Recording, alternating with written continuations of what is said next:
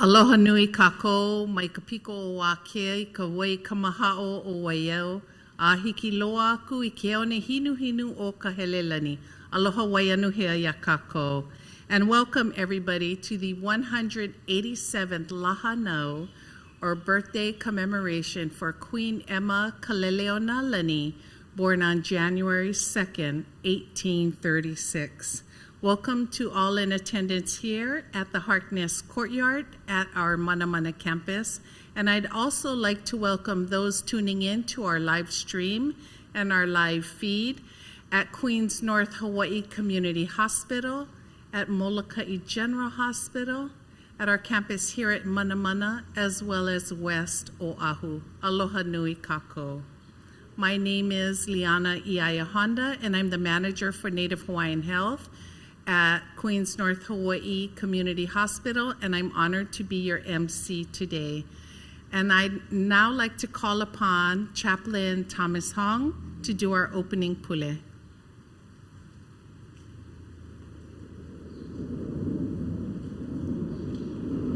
Aloha. My Pacific Health Ministry colleague and mentor, the Reverend Al Miles, would usually provide the pule at this event, but he's asked me to provide it in his stead, and it is my honor to do so. E pule kaku. God of the heavens and the earth, God of our spirits, we thank you once again for the opportunity to commemorate and celebrate the birthday of our founder, Queen Emma.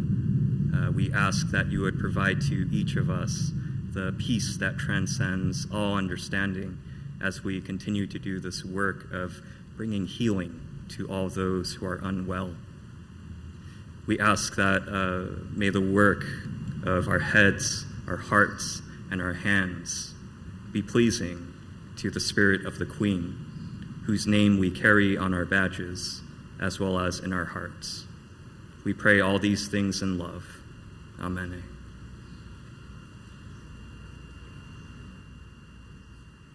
And now let's stand to sing our doxology.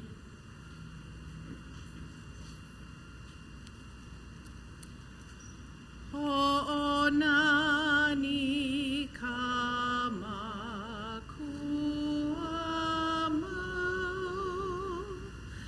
kekeiki me kauhaneno,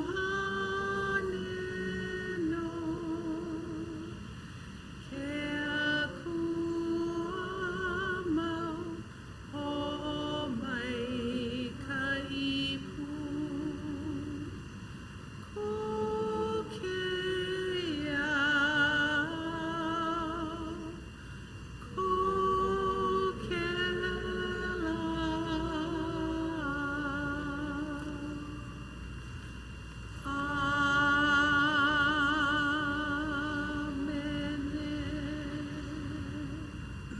Please be seated.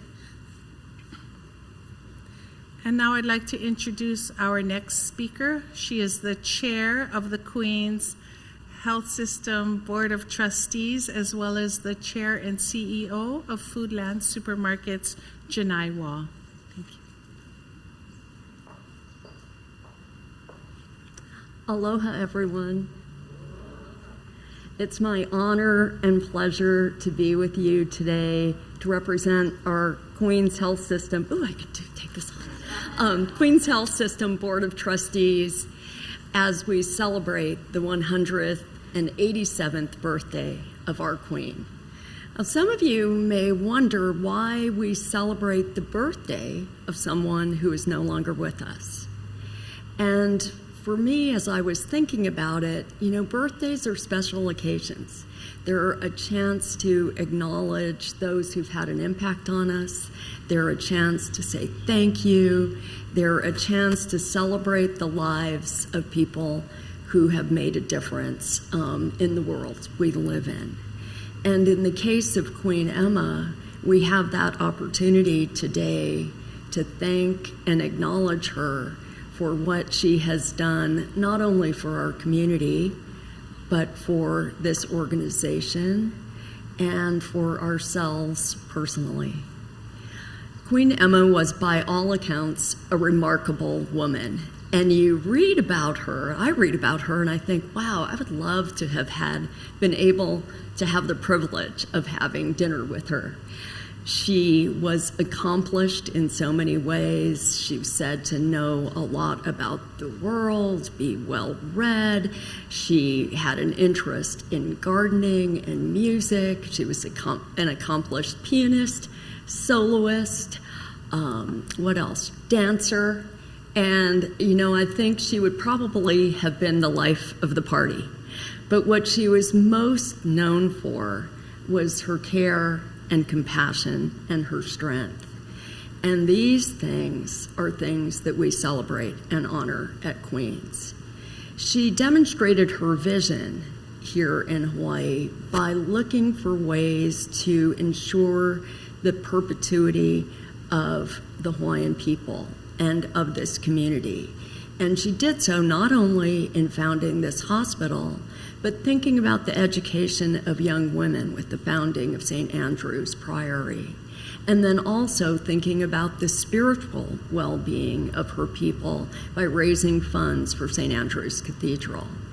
She demonstrated her care by adopting numerous children and also by setting up a society of women who would go to care for the sick and the poor wherever they were.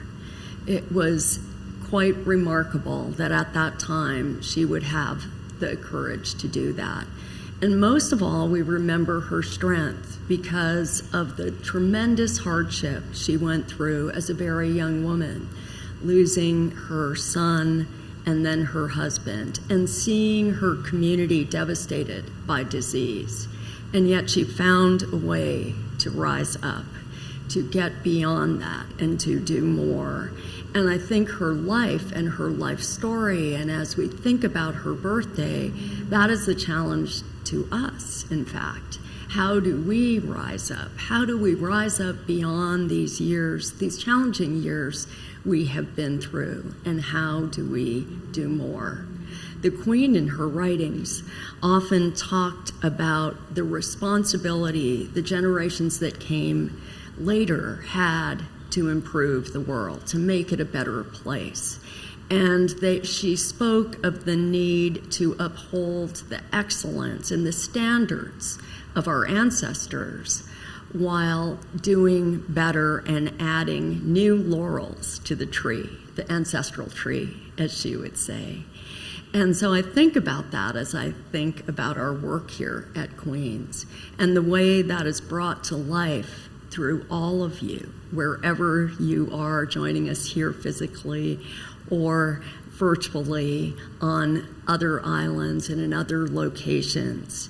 We bring those values to life through the work we do at Queens, through our aspirational goal of improving the life expectancy of Native Hawaiians, through our aspirational goal of being a lifetime partner in health, through the work that is so inspiring of our Native Hawaiian health team that is reaching out to Native Hawaiians in a way they have not done so before, culturally sensitive ways to improve access and care so that the people, the Queen's people, continue to thrive and excel in the way she had intended.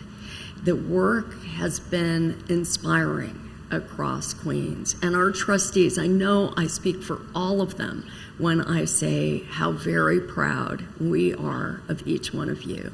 These last few years have been ones where we have shown the community what it is to be there for them, what it means to be a pillar of strength in difficult times. The Queen encouraged us to be ambitious and bold. She told us to never give up, and she pushed us to always do better. And we should, as we celebrate her birthday today, I hope we will all recommit ourselves to those values that she held so dear. In doing so, we will uphold the responsibility we have as members of this organization. We will do ourselves proud. We will do the organization proud, and we will do the Queens proud. And you have shown that you are up to that challenge. You have risen up through difficulty, and no doubt there may be other difficulties that come. But we can draw on the strength and the values of the Queen. We can continue to live the Queen Emma way, to serve our patients and our community well. And in so doing, we will add yet another laurel to that tree to make the Queen proud. I know she is proud of each one of you. All of us on the board are proud of your efforts, and we give you our deepest mahalo on this special occasion as we celebrate our Queen, because we also celebrate you, because her legacy lives on in each and every caregiver at Queens. Mahalo.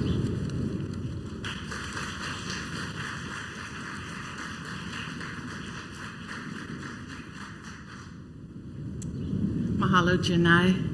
I'm honored to introduce our next guest speaker. Her name is Dr. Andrea Hepua Po'okela Hermosura, and I'm honored to call her my dear friend. She is the Director of Diversity, Equity, Inclusion, Social Justice, and Caregiver Wellness for the Queens Health System. In addition to that, she is an assistant professor for Native Hawaiian Health at Johnny Burns School of Medicine. Born and raised in He'eia, Oahu, she now resides in Honouliuli, Oahu, with her husband and her 2 children, and we call her Hepua. And so I know she would love for all of you to call her that also. Welcome, Hepua.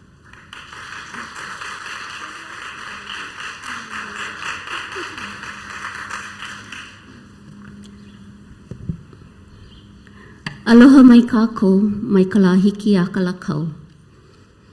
I am so honored to be here today to share about diversity, equity, inclusion, and social justice, and caregiver wellness as we honor our beloved Queen Emma on her 187th birthday. And I am so grateful to follow phenomenal women leaders like Janai Wah here at Manamana and Doctors Hogar Green and Andrade at Mauna Ala this morning. As they mentioned earlier, addressing inequities and social injustices through innovation is embedded in the legacy of the Queen's Health System and the example set by our founders, Queen Emma and King Kamehameha IV. From 1849 to 1850, King Kamehameha IV, Alexander Liholiho, and Kamehameha V, Lot Kapuaiwa, who were princes at the time, traveled throughout much of Europe and America on a diplomatic mission with Jarrett Judd, who was an American physician. Dr. Judd later renounced his American citizenship to become a citizen of the Hawaiian Kingdom and a trusted advisor and cabinet minister to their predecessor, King Kamehameha III, Kauikeauli. Before returning to Hawaii at a train station in America, Kamehameha IV experienced prejudice and racism directly. In Kamehameha IV's journal, he writes about an incident where he gets on the train before Dr. Judd and is approached by the train conductor, who rudely told him to get out of the carriage, assuming that he was in the wrong one. When Kamehameha IV asked the conductor what his reasons were, someone else whispered into the conductor's ear. It was only then that the conductor told Kamehameha IV to keep his seat. Kamehameha IV goes on to write in his journal, "He probably had taken me for somebody's servant just because I had darker skin than he." Unfortunately, not much has changed in the U.S. We continue to see evidence of inequities and injustices. Fortunately, we've also witnessed different social justice movements, such as Black Lives Matter, the Women's March, and Stop Asian American Pacific Islander Hate, which have highlighted the need for diversity, equity, inclusion, and social justice or DEIJ, across all facets of society. The workplace, including healthcare, is no exception. Even though DEIJ has been around in some form since the 1960s, in the months and years following early 2020, there's been an explosion of organizations creating DEIJ offices, hiring equity officers, and making other DEIJ commitments. In fact, between May and September 2020, the number of DEIJ-related job postings increased by 123%. Nationally and in Hawaii, the COVID pandemic highlighted and widened existing racial and ethnic health inequities. In fact, at one point during the pandemic, non-Hawaiian Pacific Islanders were 3 times more likely to die from COVID-19 than whites, and accounted for more than 30% of COVID cases, even though they only make up 4% of the population. During that time, former Mayor Caldwell was quoted saying, "In some ways, I think we forgot about this community." Let me say that again. In some ways, I think we forgot about this community. Are there patients or caregivers from different backgrounds in our own healthcare system who we forget about? Do we make incorrect assumptions about them? Do we pause to check the accuracy of our assumptions? Our Queens caregivers have played and continue to play a critical role in the care of our communities during and as we recover from the pandemic. As such, we are experiencing the significant impact of these inequities in our system, our communities, and on our caregivers. Since June of 2022, we have been growing our team in our DEIJ department and with internal and external partners to embark on different system-wide DEIJ and caregiver wellness initiatives. Our department's vision is to weave DEIJ into the fabric of who we are at Queens and our ohana of caregivers, patients, and community partners to live aloha. This means we respect, give voice to, and embrace differences, recognize and engage strengths, and educate and empower to sustain Kahu'ola, our founder's framework for life, health, wellness, and social justice. DEIJ at Queens starts with inclusivity, which means that we create environments that are psychologically safe and make our ohana feel respected, valued, engaged, and included. In October of 2022, as part of the Great Place to Work and Practice strategic plan, our 3-year DEIJ roadmap was approved. In this roadmap, we have 5 different focus areas: building our DEIJ department, establishing equity for caregivers, patients, and community partners, practicing cultural responsiveness, humility, and safety, increasing diversity in leadership, governance, and workforce, and hardwiring our system to include inclusivity.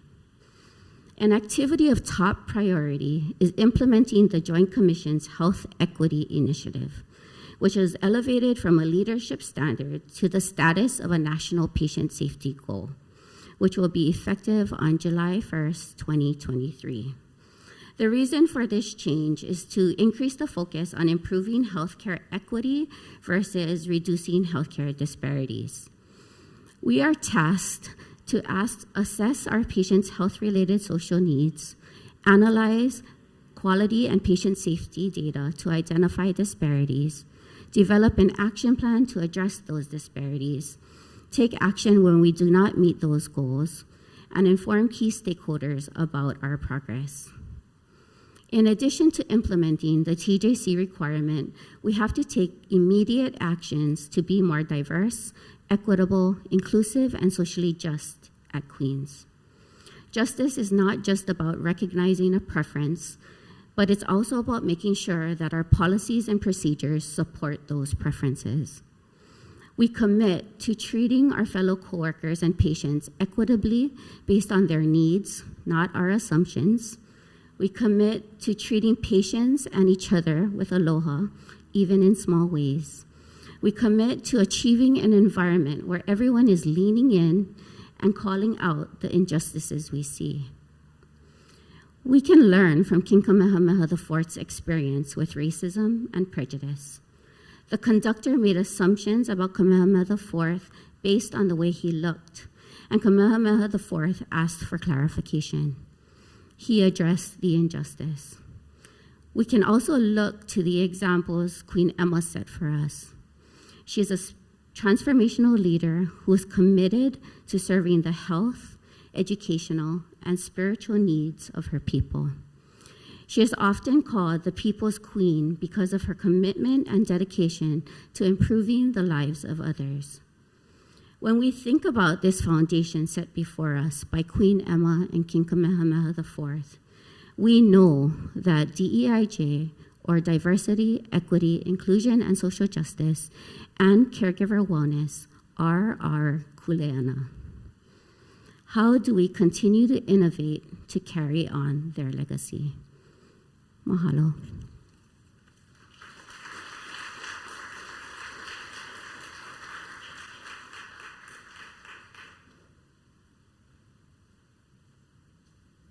Mahalo, Hepua. And I did neglect to say that Hepua got her PhD in clinical psychology from JABSOM from UH Manoa in 2014.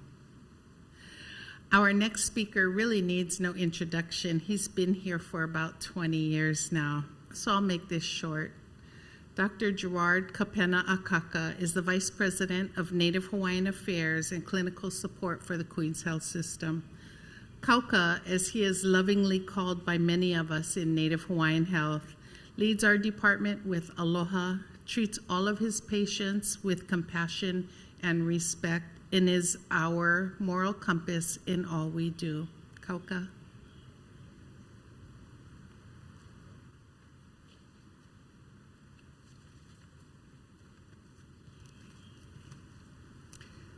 Aloha. I composed a report to Queen Emma for her birthday. Aloha, my Queen Emma.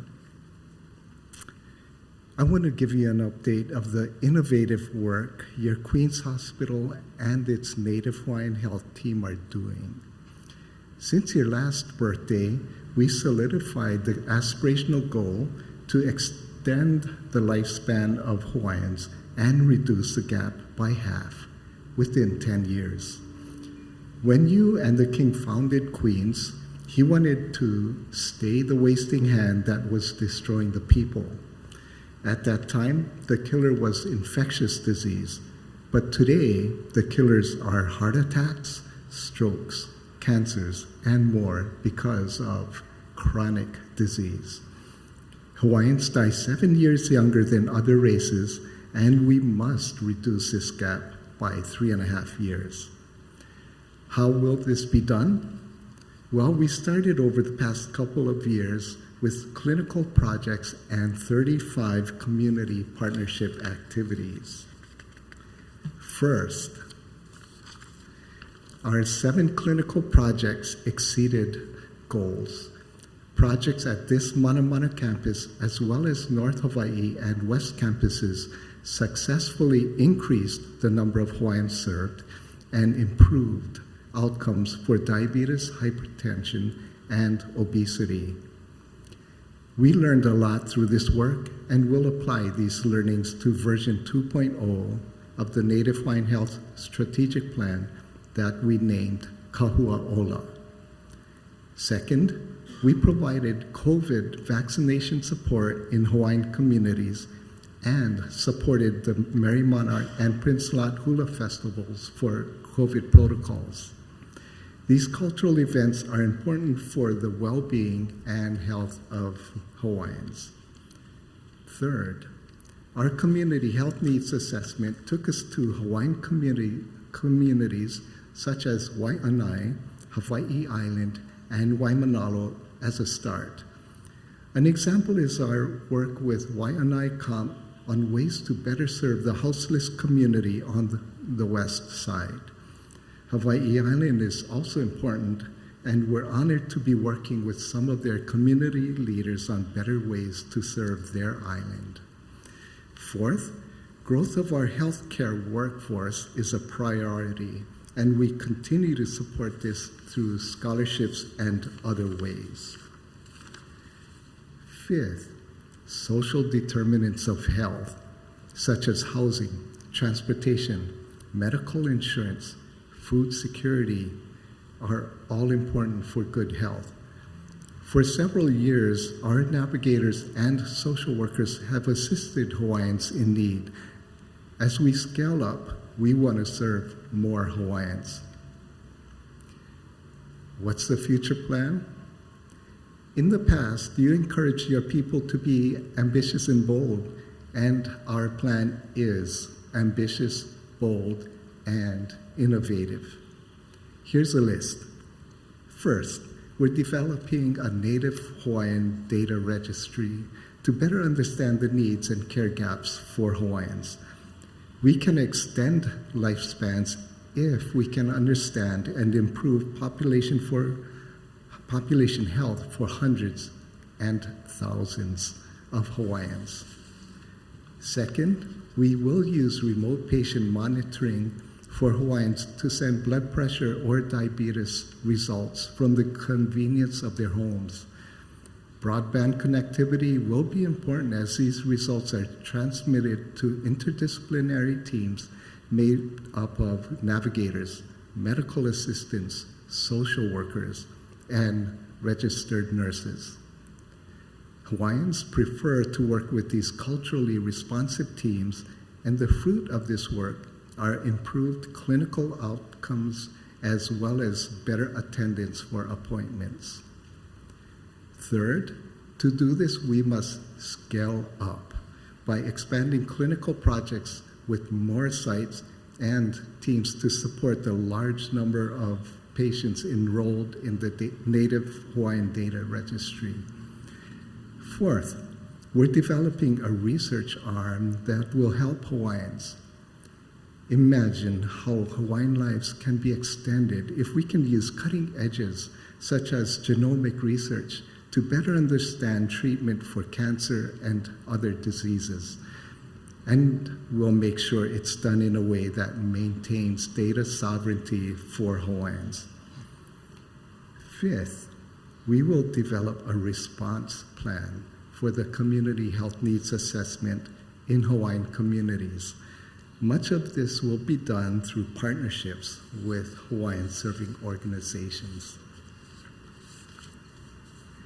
Finally, I want to share about a Hawaiian leader who served the people of Hawaii in the U.S. Congress. This was Daniel Akaka, who grew up in a financially poor but spiritually rich family. His lived experience from that time and through World War II shaped his work to reduce health disparities for Native Hawaiians and other minorities. He partnered with congressional colleagues to improve healthcare access, data, cultural competency, workforce development, chronic disease, mental health, preventive care, and more. Senator Akaka's effectiveness was based on aloha. He preferred to work behind the scenes with respect, trust, and humility. Much was accomplished, even if it was not his bill. As his son, I and the Native Hawaiian Health Team will use his style of aloha to accomplish the innovative work that must be done to extend the lifespan of Hawaiians and reduce a disparity gap. In closing, I hope the work of Queens and its Native Hawaiian Health Team makes you proud as we carry out this innovative plan to fulfill the hopes and dreams that you and the King had for the people of Hawaii.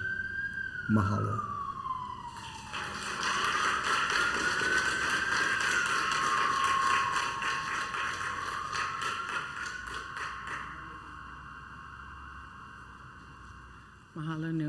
And our last speaker for today is Dr. Jill Hogarth Green, President and CEO of the Queens Health System.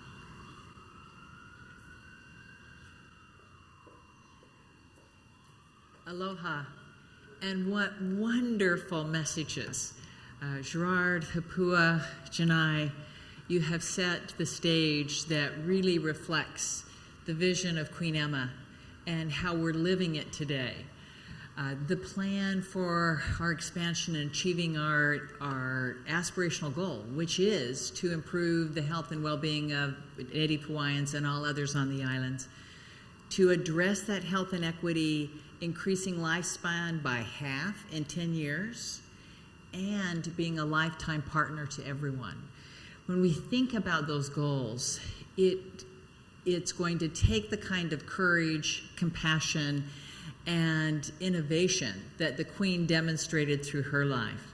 I'm always so touched when you start to describe everything she did, despite the pain, the difficulty she was experiencing. And I often think about Queens as a health system as it was created to address social justice. It is a form of social justice. She was seeing that her diverse population was dying. Dr. Andrade told us earlier today that children, only 90% of children under the age of 4 were dying at that time. So life expectancy was extraordinarily poor. She saw that. She saw infectious diseases. And she had tremendous courage.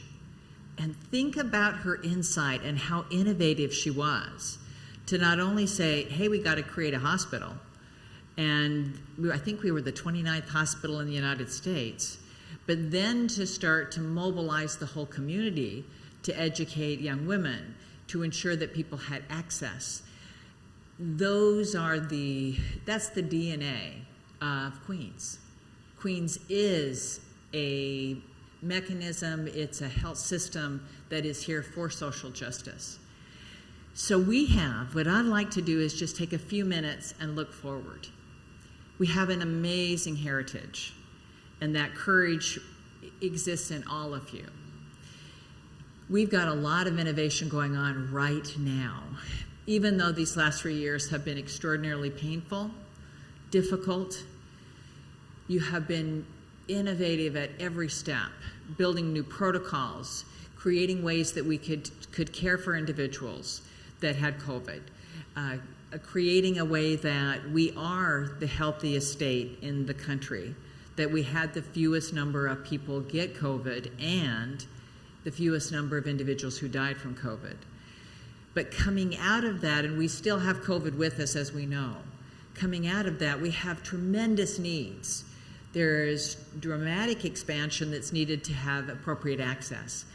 But with the leadership around Queens, and I look at Dr. Bruno and Dr. Lim, and the whole team at Queens University Medical Group, if we think about our medical group, about 3 years ago, it was around 200 clinicians.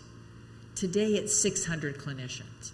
And what they're doing is taking care closer to home so that it can be culturally sensitive, safe and effective, that we can start focusing more and more on how do we actually improve healthy lives, as opposed to being the wonderful hospitals that take care of you when you're ill. When you think about what we need to do, I am so delighted with our leadership, Dr. Nadine Tensali and Dr. Bliss Kaneshiro. If we're going to have a healthy community, it starts with healthy mamas, healthy keiki, and being clear that that's important to Queens. And we will work with primary care. We've expanded primary care from about 30 providers that were within Queens to over 130 providers. We have to have teams of primary care providers, pediatricians, and OB-GYNs, and geriatricians. Our geriatricians with Dr. Aramaki have done an amazing job. We have 26 geriatricians I have never been in a health system having that many individuals that have dedicated their professional lives to improving the health and well-being of Kupuna. And what they're doing is they're taking the care to their homes, figuring out ways to support. How do we support caregivers in caring for their loved ones so that they can have a healthy life until they die? They have an amazing grant, a federal grant right now, that is focusing on caregiver development with individuals with dementia to reduce pain and suffering. Those are the kind of innovations that actually help us improve health and well-being through your lifespan. Dr. Akaka did a beautiful job of describing that today when we think about what's causing the early deaths, premature deaths of individuals, and particularly Native Hawaiians, it's diabetes, it's congestive heart failure, it's strokes, and it's also cancers. And we're having a little siren here, and it's also mental health. Coming out of COVID, we've seen an increase across the country of premature suicides, particularly with younger individuals. With behavioral health, our network, so with Dr. Lim's leadership, we've been building a network of providers that are throughout our different islands, particularly on Hawaii Island, particularly here at Oahu. Those clinicians are working together on protocols to improve health in multiple ways, but one is a really innovative project related to mental health. Today, with primary care providers, if they're in our network, they can have a social worker in their office. That is, when a person comes in or showing signs of depression, showing signs of stress and anxiety, the social worker can come in and in the clinical office, in their primary care office, do an assessment. Then immediately they can pivot to a psychiatrist, have a interdisciplinary discussion with the primary care provider, the social worker, and the individual, put together a plan, and in most cases, those individuals are getting both digital, virtual sessions, as well as in-person sessions in their primary care clinical programs.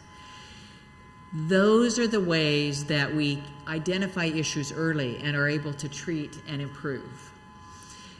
In addition to that, our clinicians have been very focused and will continue to be absolutely focused on quality in all of our services, from birth to death.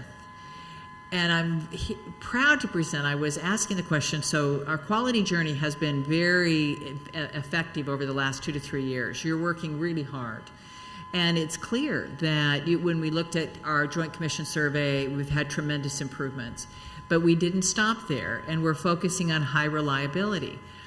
So I've been asking, how are we doing with our high reliability? And I want to highlight the work that's going on in environmental services and food services, where I was doing a round, and they had their lens board where they have data about here's issues we need to work on, here's new protocols we need to work on, as well as here's how we want to celebrate members of our team. It was one of the best boards on quality improvement that I have ever seen. Every day they're having huddles. Every day they're thinking about ways to improve. That is true innovation, and it is starting to permeate through all of our organizations, through all of us. And to that point, in our QCIPN, our physicians who are taking care of Medicare Advantage, Medicare age Kupuna, there are 15,000 of them in our network, had a perfect quality score. Now I looked at Whitney and said, Whitney, I have never seen a perfect quality score. It just doesn't happen. But there was a perfect quality score, as they have been working steadfast at consistently improving protocols and consistently implementing the new processes. There are so many ways that we innovate every day. I want to share one or two more. Dr. Taryn Imai, she's new to our organization, a thoracic surgeon and an oncologist. And Dr. Imai has brought to us, we know that lung cancer is one of the major cancers in our community, and it is deadly. has a very high life expectancy, shortens life expectancies. And usually it could take us months from the time you may be having some symptoms through all of the scans that need to happen, all the diagnostic procedures before we're actually getting to the treatment. And by that time, it may be too late with current protocols. But with her methodologies that she's brought to us, a new robot where she can actually in 3 hours do a full diagnostics and potentially extract that tumor, it significantly improves life expectancy. It significantly improves health. Those are the daily innovations that we have going on, and there's hundreds of them.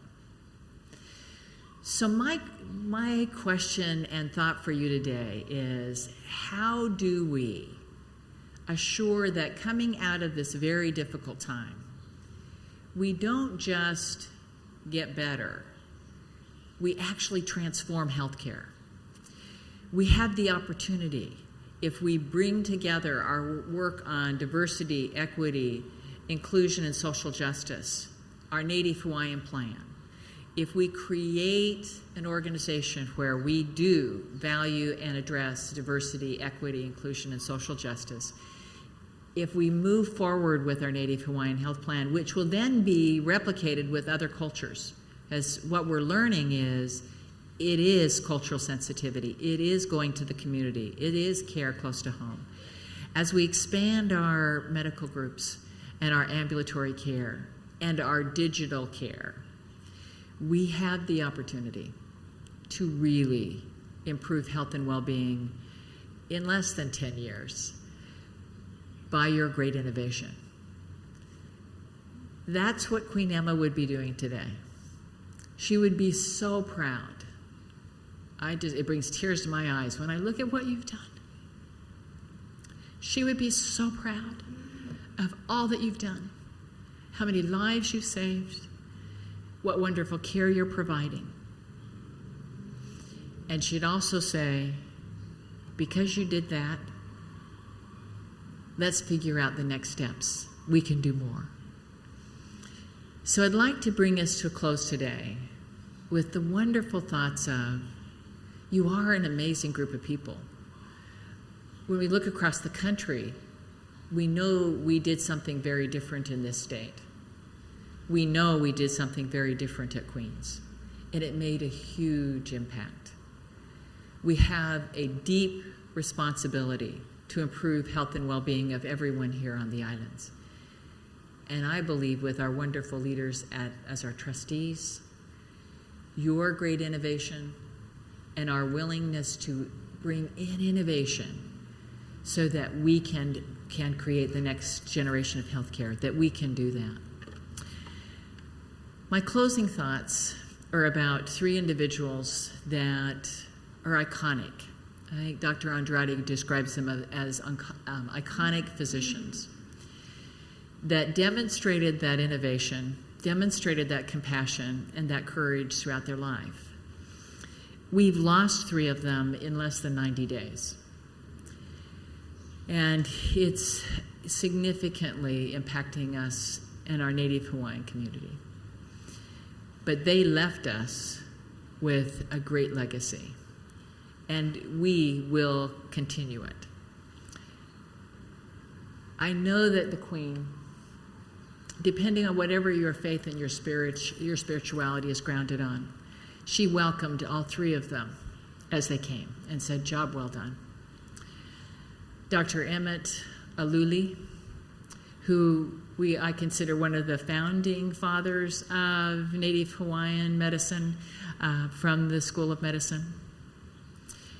Dr. Clayton Chung, who dedicated his life to addressing cancers, and his many conversations with me were always about, Jill, I want to be focusing on reducing cancers with Native Hawaiians. So how do we do that? And he did. And he did. And then Dr. Bill Thomas, fantastic primary care provider, who went to medical school a little bit later in life, in his, I think it was the beginning of his 30s, and then dedicated his life to going back to his community, which was Molokai, partnered to Jan, creating a great, safe system of care for those who live, the 7,000 people who live on Molokai. We honor them. We'll honor them with their legacy and continuing their work. Aloha, and please enjoy and think about our Queen today as we move forward.